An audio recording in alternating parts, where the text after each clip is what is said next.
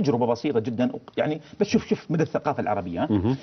في احدى المراكز البحثيه جابوا محفظه نقود، حطوا فيها مجموعه من النقود في 12 موقع في اليابان، مترو، موقف سيارات، موقف باصات، في المطعم. رموا المحفظه فيها مبالغ تقريبا 3000 ين ياباني. طيب، وابتعدوا عن المحفظه في 12 موقع. نفس النتيجة بالضبط. ما هي النتيجة؟ يأتي شخص ياباني مع أب معه، يشوفون المحفظة، يمسك المحفظة، يرفع صوته، يلتف 180 درجة، يبحث عن صاحبها، يقف لمدة المتوسط تقريبا 5 دقائق. لا يزال رافع المحفظة.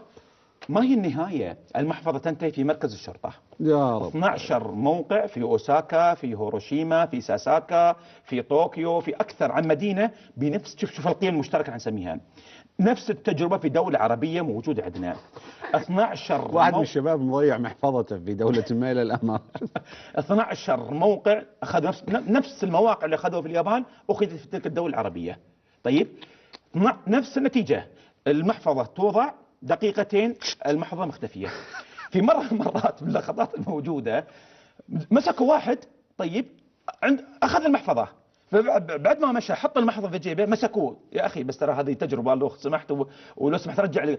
والله من هذه بتاعتي، والله تخيل هالدرجة. يا الله. قيمة مشتركة نسميها. 12 النتيجة 12 موقع في تلك الدولة العربية، المحفظة اختفت والمغرب اختفت.